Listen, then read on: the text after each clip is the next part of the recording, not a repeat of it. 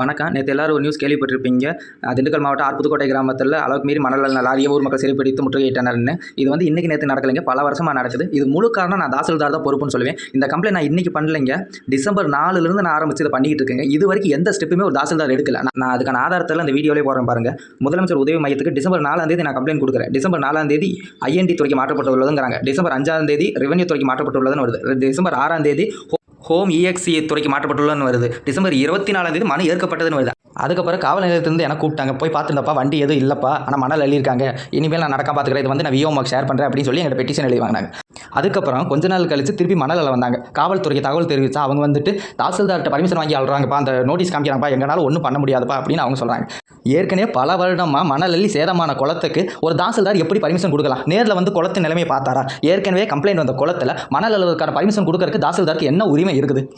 அப்படி தாசில்தார் பர்மிஷன் கொடுத்தாலும் கனரக வாகனங்கள் உள்ள வந்து மண் அள்ளுறதுக்கு எந்த சட்டத்தில் இடம் இருக்குது? இது எனக்கு தெரிஞ்சே ஆகணும். தாசில்தாருக்கு இது உள்குத்து இருக்கா? இவர் கமிஷன் வாங்குறாரா, இல்லை லஞ்சம் வாங்கிட்டு இதை பண்ணுறாரான்னு பல கேள்விகள் எனக்கு இருக்குது. குளத்துக்குள்ள மணல் அள்ளும்போது சீமக்கருவேல மரத்தை பிடுங்கறதுக்கு உங்களுக்கு யார் பர்மிஷன் கொடுத்தா? வேப்ப மரத்தை சாய்க்கிறதுக்கு உங்களுக்கு யார் பர்மிஷன் கொடுத்தா? வேப்ப மரத்தை வேறு தெரிகிற அளவுக்கு நோண்டுக்கு உங்களுக்கு யார் பர்மிஷன் கொடுத்தா? கவர்மெண்ட் சொத்துனா நீங்கள் எப்படி வேணால் யூஸ் பண்ணிக்கலாமா? இதே உங்களுக்கு ₹1 சம்பளம் குறைஞ்சுன்னா போராட்டம் பண்ண தெரியுதுல, உங்கள் வேலையை கரெக்டாக பார்க்க தெரியுதா?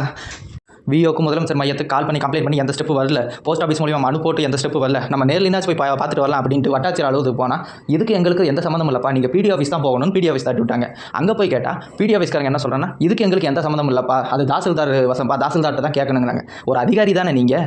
இந்த மணல் அள்ளுறதுக்கு யார் பர்மிஷன் கொடுக்கணும் கூடவா தெரியாது? தாசில்தார்ட்ட கேட்டால் உங்களை சொல்லவும், பிடி ஆஃபீஸில் கேட்டால் தாசில்தார் சொல்லவும், ரெண்டு பேரும் என்ன விளையாடுறீங்களா? ஒரு மனுதார மனு கொடுக்க வந்தால் உங்களுக்கு அவ்வளோ அசால்ட்டாக போச்சா?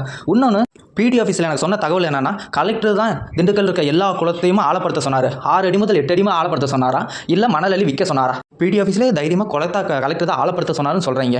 இந்த இதில் தொடர்புக்கு கலெக்டருக்கு தொடர்பு இருக்கான்னு எங்களுக்கு ஒரு சந்தேகம் வருது. நம்ம ஊரில் எவ்வளோ காத்தடிக்கும் தெரியும், மணலை போட்டுட்டு ஒரு படுதா கூட கட்டாமல் போயிட்டு இருக்காங்க. இதனால் விபத்தோ இல்லை விபரீதமோ ஏதோ நடந்தாலும் குஜிலியம்பாறை தாசில்தார் மட்டும்தான் பொறுப்பு ஏற்றுக்கணும்னு இந்த வீடியோ மூலிமா நான் கேட்டுக்கிறேன். அதே மாதிரி இந்த மாதிரி அதிகாரியை டிரான்ஸ்ஃபர் பண்ணாமல் உண்மையை ஆராய்ஞ்சு டிஸ்மிஸ் பண்ணி வேலையை விட்டே தூக்கணும்னு நான் இந்த வீடியோ மூலிமா தெரிவிச்சுக்கிறேன். நல்லா யோசிச்சு பாருங்கள், 20 வருஷத்துக்கு முன்னால் பூரா குளத்திலையும் கிணத்துலையும் தண்ணி இருந்துச்சு. வருஷத்துக்கு 2 போக வெள்ளம் வச்சு எடுத்தோம். இப்போ 1 போக வெள்ளாமல் கூட வைக்க முடியல. இவ்வளோ அதிகாரிகளின் அலட்சியம் காரணமாகவே நம்ம ஊரை நம்ம இழந்து வருகிறோம். இதை வந்து மாவட்ட ஆட்சியர் கண்ணில் படுபடி ஷேர் பண்ணணும்னு அன்புடன் கேட்டுக்கொள்கிறேன். நன்றி, வணக்கம்.